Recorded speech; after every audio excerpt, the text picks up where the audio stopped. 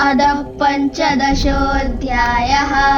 श्रीभगवानुवाच ऊर्ध्वमूलमधः शाखम् अश्वत्थं प्राहुरव्ययम् छन्दांसि यस्य पर्णानि यस्तं वेद स वेदविदः।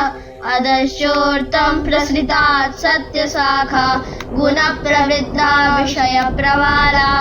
अधश्च मूलान्यनुसन्ततानि कर्मानुबन्धीनि मनुष्यलोके न रूपमस्येह ततोपलभ्यते नन्तो न चातिर्न च सम्प्रतिष्ठा।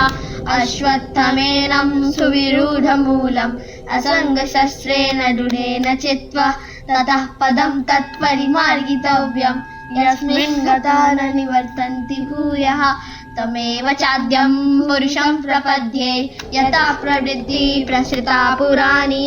निर्माणमोहाजितसङ्गदोषा अध्यात्मनित्या विनिवृत्तकामा द्वन्द्वे विमुक्ता सुखदुःखसंज्ञै गिर्चिन्त्यमूढा पदमम्बयं नद्भाषयते सूर्यः न शशाङ्को न पावकः यद्गत्वा न निवर्तन्ते तद्धाम परमं मम।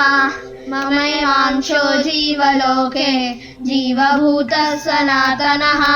मनश्शास्त्राणीन्द्रियाणि प्रकृतिस्थानि कर्षति शरीरं यद्वाप्नोति यच्चाप्युत्क्रान्तीश्वरः।